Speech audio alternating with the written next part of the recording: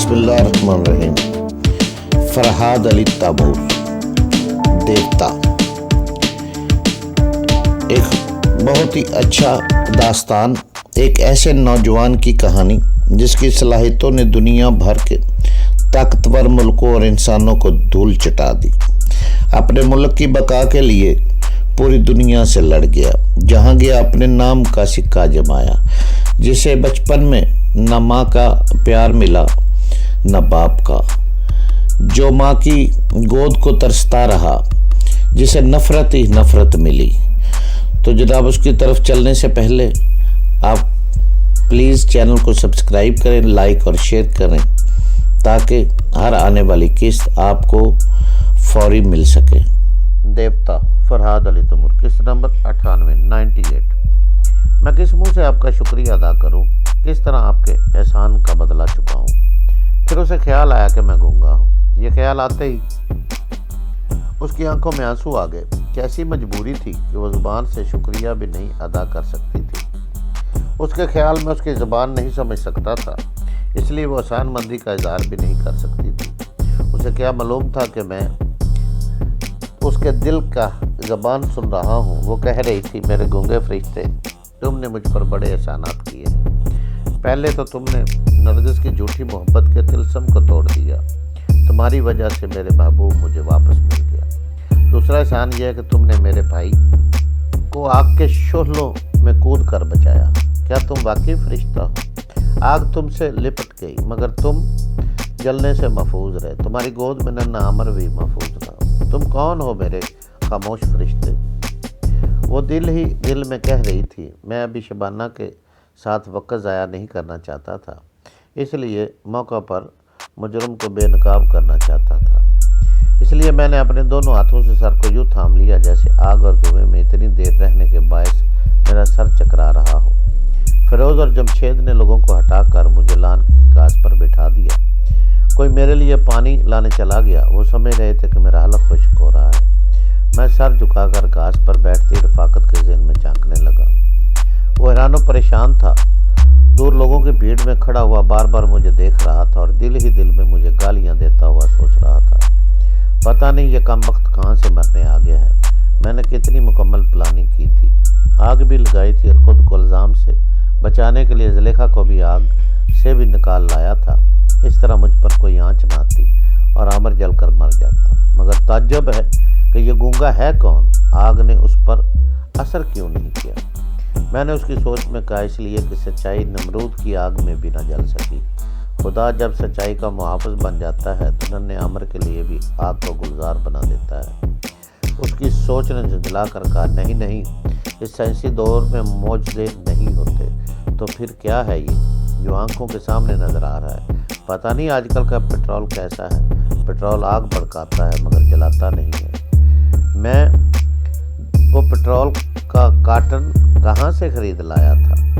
0 point के petrol pump से, उसने बेख्तियार सोच के ज़रिए कहा। फिर संभल कर सोचने लगा, मगर मैं कहीं से भी ख़रीद कर लाता। मैं ये सब कुछ क्यों सोच रहा हूँ? इसलिए सोच रहा हूँ कि अब मुझे अपने जुर्म का एतराफ़ कर लेना चाहिए। नहीं, मैं पागल नहीं हूँ कि एतराफ़ कर लूँ। हाँ, मैं पागल हूँ, मुझे एतराफ़ करना पड़ेगा, मैं पागल हूँ। हाँ हाँ, मैंने उसकी सोच में कहका लगाकर उसे हंसने पर मजबूर किया। वो बेख्तियार हंसना चाहता था, फिर जल्दी ही संभल गया, मगर कब तक संभल सकता था? मैं उसकी सोच में मुसलसल कहके लगाने लगा। मेरे कहके उसकी खोपड़ी के अंदर गूंज रहे थे। उसका दिमाग सोचने समझने की सलाहियतों से महरूम हो चुका था। वो दोनों हाथों से अपने सर को, बालों को दबोचता हुआ इस मजमा से दूर जाना चाहता था। मैंने फ़ौरन उसकी सोच में कहा, उफ, मेरे दिमाग में की तरह मेरे पाँव भी लड़खड़ा रहे हैं। अरे बाप रे, मेरे पाँव तले ज़मीन सिरक रही है। इस सोच के साथ ही वो लड़खड़ा कर गिर पड़ा। उसके दिमाग में अब तक मेरे ख्याली कह के गूंज रहे थे। ज़मीन पर गिरते ही वो आउट ऑफ कंट्रोल हो गया और पागलों की तरह कह के लगाने लगा। सब लोग उसकी तरफ मतवज्जा हुए। फिरोज़ दौड़ता हुआ अपने बाप के पास पहुंच गया और उससे झंझोड़ कर पूछने लगा, डैडी जी, अचानक आपको क्या हो गया है? आप इस तरह कह के क्यों लगा रहे हैं? लेकिन वो जवाब देने के काबिल नहीं था। मेरे मुसलसल कह के उसके जवाब देने का मौका नहीं दे रहे थे। मैं چاہتا تھا کہ وہ اسی طرح ہنستے ہنستے ذہنی طور پر بالکل کمزور ہو جائے، کیونکہ اب بھی وہ کہکوں کے درمیان سنبھلنے کی ناکام کوشش کر رہا تھا۔ تھوڑی دیر بعد جب وہ بالکل ہی نڈال ہو گیا اور پوری طرح میری سوچ کی گرفت میں آ گیا، تب میں نے اس کی سوچ میں کہا، میں مجرم ہوں، میں نے عامر کو جلا کر مارنے کی کوشش کی ہے۔ خاندان کے تمام افراد اس کے اطراف جمع ہو گئے تھے، ان کے علاوہ سارا مجمع اس کی زبان سے وہ باتیں سن رہا تھا جو میں اس کی سوچ میں کہہ رہا تھا۔ اس کی بیگم جانتی تھی کہ اس کا لالچ شوہر عامر کو ختم کر دینا چاہتا ہے، لیکن اس کی زبان سے جرم کا اعتراف سن کر وہ بکھلا گئی اور اسے جھنجھوڑ کر کہہ رہی تھی، یہ آپ کیسی پاگلوں جیسی باتیں کر رہے ہیں؟ آپ تو عامر کو بیٹی کی طرح چاہتے تھے، شبانہ کو بہو بنا رہے تھے، زلیخا کو آپ نے آگ سے بچایا ہے، آپ ایک ننھی سی جان کے دشمن نہیں بن سکتے، ہوش میں آئیے۔ میں نے رفاقت کی سوچ میں کہا، میرے سامنے جو عورت بکواس کر رہی ہے اسے ایک ہاتھ جما کر دور کر دینا چاہیے۔ اس کے ساتھ ہی رفاقت علی کا ہاتھ گھوم گیا، بیگم کے منہ پر ایک الٹا ہاتھ پڑا، وہ دوسری طرف گھوم گئی، پھر وہ میری سوچ کے مطابق چیخنے لگا، ہاں میں اس ننھی سی جان کا دشمن ہوں، تم مجھے میرے جرم کا اعتراف کرنے سے روک رہی ہو، میں نے تمہارے سامنے کئی بار اس بچے کو قتل کرنے کا منصوبہ بنایا، میں اس طرح اسے مارنا چاہتا تھا کہ ہم پر کوئی الزام نہ آئے، آج مجھے موقع مل گیا کہ اس کوٹھی میں زندہ جلا کر مار ڈالوں۔ جب تم سب لوگ شاپنگ وغیرہ کے لیے چلے گئے تو میں بھی اسلام آباد جانے کا بہانہ بنا کر نکلا، مگر جلد ہی واپس آ گیا۔ میں نے کوٹھی کے چاروں طرف پیٹرول چھڑک دیا۔ ہاں میرا منصوبہ بالکل مکمل تھا۔ میں آگ لگاتے ہی خود کوٹھی کے اندر گیا اور زلیخا کو نکال کر لے آیا تاکہ لوگ میری اس دلیری کے پیش نظر یہ سوچ بھی نہ سکے کہ آگ لگانے والا میں ہی ہوں، مگر نہ جانے وہ گونگا فرشتہ کہاں سے آ پہنچا۔ میں جس بچے کو مار کر اس کی جائیداد حاصل کرنا چاہتا تھا اس نے اس بچے کو بچا لیا۔ ہاں میں مجرم ہوں۔ پھر قدرت کا یہ راز کھل گیا کہ جسے اللہ رکھے اسے کوئی نہ چکے۔ میں مجرم ہوں، مجھے مارو، مجھے پھانسی پر چڑھا دو۔ فیروز حیرانی اور پریشانی سے اپنے باپ کو دیکھ رہا تھا۔ اس نے شبانہ کے سامنے نادم ہو کر کہا، ڈیڈی میں کبھی سوچ بھی نہیں سکتا تھا کہ آپ دولت کی خاطر ایک معصوم بچے کے قاتل بھی بن سکتے ہیں۔ بیگم نے چیخ کر کہا، نہیں تمہارے ڈیڈی قاتل نہیں ہیں۔ رفاقت علی نے جواباً چیخ کر کہا، ہاں میں قاتل نہیں ہوں، مگر ایک بچے کو قتل کرنے کی کوشش کی تھی۔ یقین نہ ہو تو 0 پوائنٹ کے پیٹرول پمپ پر جا کر دریافت کر لو، میں نے آگ لگانے کے لیے وہاں سے پیٹرول کا ٹین خریدا تھا۔ وہ خود ہی اپنے مجرم ہونے کا ثبوت پیش کر رہا تھا۔ فائر بریگیڈ کے ایک افسر نے کہا، اسے پکڑ کر پولیس اسٹیشن لے چلو، وہاں اس سے تحریری بیان لیا جائے گا۔ بیگم چیخ کر اعتراض کرنے لگی کہ اس کے شوہر کو مجرم نہ سمجھا جائے۔ انہوں نے فیروز سے کہا کہ وہ اپنے باپ کو اس مصیبت سے بچائے، مگر وہ دور ہٹ کر بولا، باپ ہو یا خون کا کوئی رشتہ، انصاف سے ہر ایک کے جرم کا حساب ہونا چاہیے۔ یہ بڑے شرم کی بات ہے کہ پہلے ہم سب نے مل کر شبانہ پر ظلم کیا، اب ڈیڈی ایک معصوم بچے کے دشمن بن گئے۔ امی میں شبانہ کی طرف سے ڈیڈی کے خلاف مقدمہ لڑوں گا۔ وہ شبانہ کا ہاتھ پکڑ کر زلیخا کے پاس آ گیا۔ لوگ رفاقت علی کو پکڑ کر لے جانے لگے۔ اس دوران بہت سے لوگ میری پاس آ کر پوچھ رہے تھے کہ آگ کے شعلوں نے مجھ پر اثر کیوں نہیں کیا۔ انہیں سمجھانے کے لیے میرے پاس ایک ہی بات رہ گئی تھی۔ میں نے اپنی انگلی پر پہنی ہوئی انگوٹھی نے دکھاتے ہوئے اشاروں میں سمجھانے کی کوشش کی کہ یہ بہت کرامات والی انگوٹھی ہے، یہ مجھے بڑی بڑی مصیبتوں سے بچاتی ہے۔ اس وقت تک آگ مکمل طور پر بجھ چکی تھی۔ کوٹھی کے افراد اندر جا کر اپنے نقصانات کا اندازہ لگا رہے تھے، کچھ زیادہ نقصان نہیں ہوا تھا۔ کوٹھی کے اندر اندرونی حصہ اور وہاں کا تمام سامان محفوظ تھا۔ فیروز بڑی عزت سے مجھے اندر لے گیا۔ زلیخا کئی بار میری بلائیں لے چکی تھی اور میری طویل عمری کے لیے بھی دعائیں دیے جا رہی تھی۔ میں شام تک ان کے ساتھ رہا، پھر دوسرے دن ملاقات کا وعدہ کر کے اپنے ہوٹل واپس آ گیا۔ فیروز، شبانہ اور زلیخا وغیرہ کی دانست میں نے بہت بڑا کارنامہ انجام دیا تھا۔ میں بھی ایسی مشکل سچویشن میں ہیرو بن کر خوش ہو گیا تھا، مگر میں نہیں جانتا تھا کہ یہ ہیرو بننا مجھے مہنگا پڑے گا۔ ہوا یہ کہ میرے اس کارنامے کی خبر دوسرے دن اخبار میں چھپ گئی۔ اس واقعے کی تفصیلی رپورٹ کے لیے کتنے اخباری رپورٹر اور فوٹوگرافر پہلے زلیخا کی کوٹھی پر پہنچے۔ وہاں فیروز نے انہیں میرے ہوٹل کا پتہ بتایا تو وہ ہوٹل میں آن دھمکے۔ مجھے جیسے ہی ان کے آنے کی خبر ملی، میں نے اپنا سوٹ کیس سنبھالا اور کیمروں کی زد میں آئے بغیر ہوٹل کے پچھلے دروازے سے باہر نکل گیا۔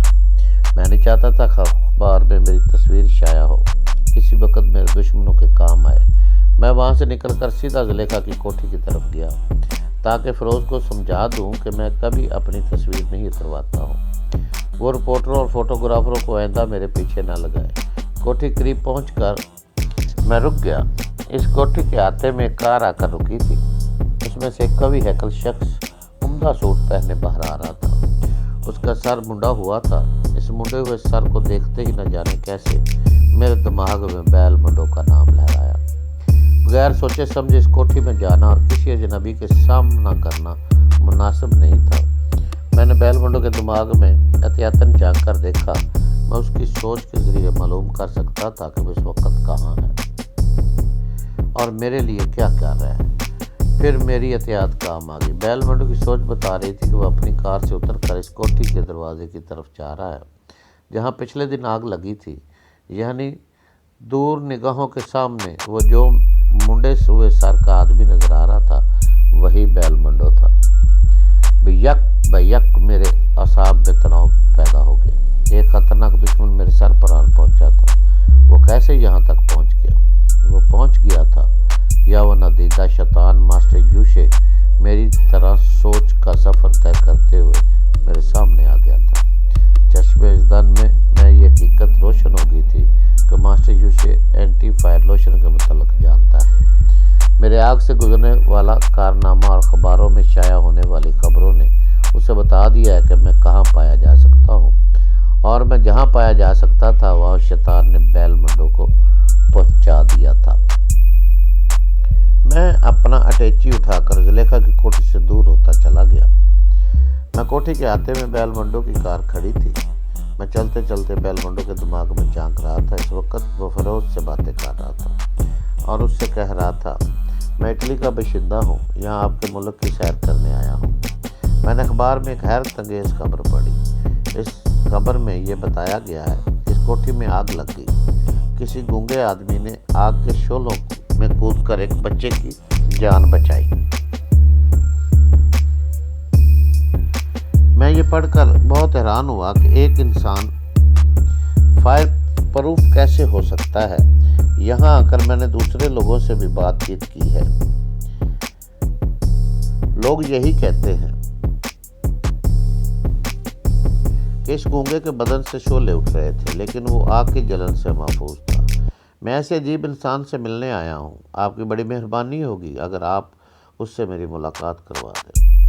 فیروز نے جواب دیا، وہ گونگا واقعی ایک عجیب انسان ہے، مگر افسوس اگر آپ وہاں جائیں تو اس سے ملاقات ہو جائے گی۔ وہ یہاں نہیں ہے۔ بیل منڈو نے شکریہ ادا کرتے ہوئے فیروز سے مصافحہ کیا اور وہاں سے جانے لگا۔ میں اتنی دور نکل آیا کہ اب وہ کوٹھی اور بیل منڈو کی کار نظر نہیں آ رہی تھی۔ میں ایک جگہ رک کر سوچنے لگا، کیا مجھے کہاں جانا چاہیے اور کیا کرنا چاہیے۔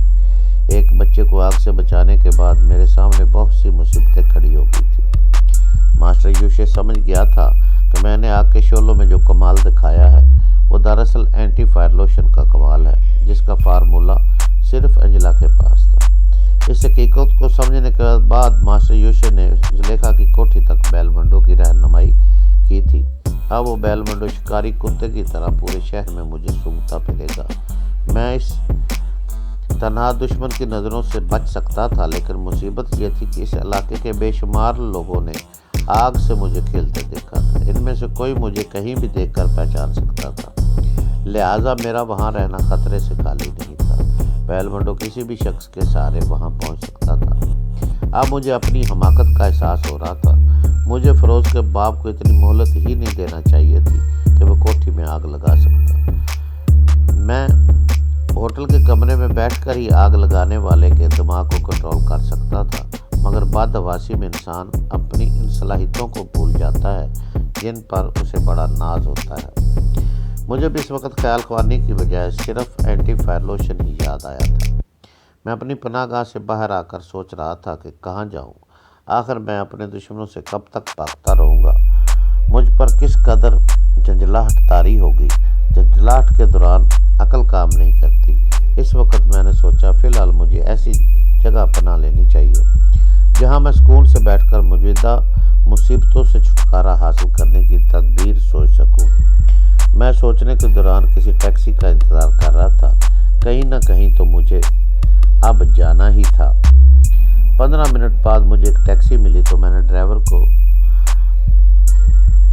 ایک طرف چلنے کے لیے کہا تو میں بہت پہلے ہی فیصلہ کر چکا تھا کہ فرزانہ سے ملاقات نہیں کروں گا، کیونکہ اس کے خیالات میں تبدیلی آ رہی تھی۔ وہ اپنے بیٹے پپو کی خاطر دوسری شادی کے متعلق سوچ رہی تھی۔ ایسی صورتحال میں اس کے سامنے جاتا تو پھر وہ بہک سکتی تھی، اس لیے میں اس کی وجہ سے پھوپھی سے بھی ملاقات نہیں کر رہا تھا۔ ٹیکسی پہاڑی راستے سے گزر رہی تھی اور میں کھڑکیوں کے پار دیکھتا جا رہا تھا۔ آدھ گھنٹے بعد میں نے ایک جگہ ٹیکسی رکوا دی، ڈرائیور کو کرایہ دے کر رخصت کر دیا۔ میں جس جگہ کھڑا ہوا تھا وہاں سے دور سینکڑوں فٹ کی گہرائی میں ایک چھوٹی سی بستی نظر آ رہی تھی۔ میں راستہ چھوڑ کر نشیب میں اترنے لگا۔ میں ایسی پرسکون جگہ کی تلاش میں تھا جو اس دنیا میں ہو مگر اس دنیا سے الگ تھلگ ہو، جہاں شہروں کے رہنے والے مہذب بدمعاش نہ پہنچ سکے، اور میرا خیال تھا کہ ان کا خیال اس چھوٹی سی بستی تک نہیں پہنچ سکتا۔ میں نشیب میں اترتے وقت کئی بار گرتے گرتے بچا۔ ایسی جگہ شہر کی سپاٹ اور چکنی سڑکوں پر چلنے والوں کے لیے خاصی ورزش ہو جاتی ہے۔ انسان کو ایسے علاقوں میں بھی رہنا چاہیے جہاں چلتے پھرتے انہیں اپنے جسم کا وزن معلوم ہوتا رہے۔